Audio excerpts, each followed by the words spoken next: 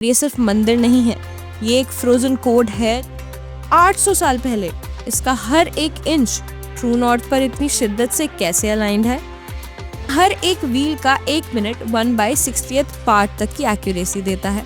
उस समय में हमें इलेक्ट्रोमैग्नेटिक फील्ड की वो नॉलेज थी जो हमने पिछली 2 सदियों में मॉडर्न फिजिक्स के जरिए सीखी है।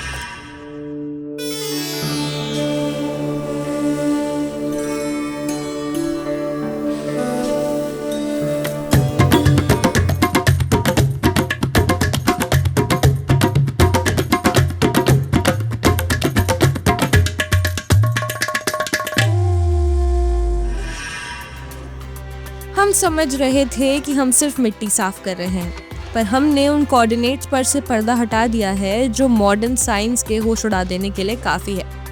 लोग इसे सिर्फ मंदिर समझते हैं, पर ये सिर्फ मंदिर नहीं है, ये एक फ्रोजन कोड है जो सदियों से डिकोड होने का इंतज़ार कर रहा था।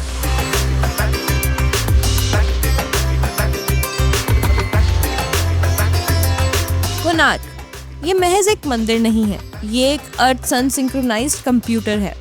क्या आपने कभी सोचा है कि बिना किसी मैग्नेटिक कंपास के 800 साल पहले इसका हर एक इंच ट्रू नॉर्थ पर इतनी शिद्दत से कैसे अलाइंड है? ये मंदिर केवल आर्किटेक्चर नहीं बल्कि मैथमेटिक्स, फिजिक्स और एस्ट्रोनॉमी का एक अद्भुत और फ्लॉलेस कॉम्बिनेशन है। इस मंदिर की हर बारीकी मॉडर्न साइंस और स्ट्रक्चरल इंजीनियरिंग को खुला चैलेंज देती है। चलिए शुरू करते हैं उस सीक्रेट से जो सबकी आंखों के सामने तो है पर किसी ने देखा नहीं। लोग कहते हैं कोणार्क मंदिर का सन डायल सिर्फ वक्त बताता है।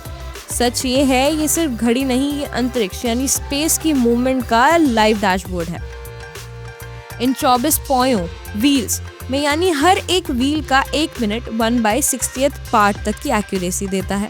सोचिए 13th सेंचुरी में हमारे पूर्वजों के पास ऐसी कौन सी कैलकुलेशन थी जो उन्हें आज तक के डिजिटल सेंसर से भी ज्यादा सटीक बनाती थी।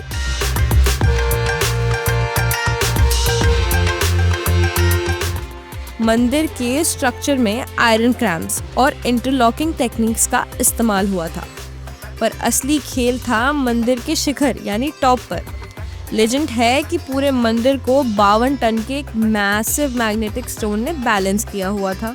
इसका मतलब समझते हैं? यानी उस समय में हमें इलेक्ट्रोमैग्नेटिक फील्ड की वो नॉलेज थी जो हमने पिछली 2 सदियों में मॉडर्न फिजिक्स के जरिए सीखी है। कहते हैं मैग्नेट इतना पावरफुल था कि मंदिर में आइडल यानी मूर्ति को हवा में लेविटेट करवाता था।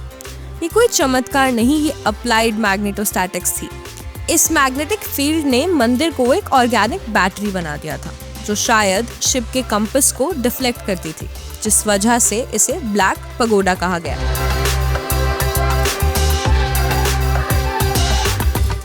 मंदिर को इस तरह से डिजाइन किया गया था कि रोज सूरज की पहली किरण मेन एंट्रेंस पर पड़ती थी, पर ये तो सिर्फ शुरुआत थी। साल में 2 बार इक्विनॉक्सेस के दिन सूरज की पहली किरण मंदिर के उस गर्भगृह यानी सैक्टम सेंक्टोरम के बिल्कुल सेंटर को टच करती थी जहां मंदिर का मेन आइडल स्थापित था। ये कोई कोइंसिडेंस नहीं है, इसे डिजाइन करने के लिए आपको धरती के रोटेशन, एक्सिस झुकाव और सोलर पाथ की एग्जैक्ट मेजरमेंट चाहिए। इसे कहते हैं एडवांस एस्ट्रोफिजिक्स इन ग्रेनाइट। क्या ये सिर्फ एक प्रार्थना की जगह थी या ये सूरज की एनर्जी को हार्नेस करने के लिए एक जायंट सोलर कलेक्टर था? मंदिर का हर एक इंच गोल्डन रेशियो और फ्रैक्टल्स पर बेस्ड है। ज्योमेट्री एंड डिजाइन के प्रिंसिपल्स इतने प्रिसाइज हैं कि अगर आप मंदिर का ब्लूप्रिंट टॉप से देखेंगे तो ये एक कॉम्प्लेक्स यंत्र नजर आता है। इसके पिलर्स पर बनी नक्शकारी में बायोलॉजी और मेडिसिन का ज्ञान छुपा है। वहाँ ऐसे जीव जंतुओं की तस्वीरें हैं जो उस वक्त इंडिया में पाए ही नहीं जाते थे, जैसे कि अफ्रीकन जिराफ। तो क्या हमारे पूर्वजों के पास ग्लोबल कनेक्टिविटी थी या उनके पास देखने का कोई और ही नजरिया था?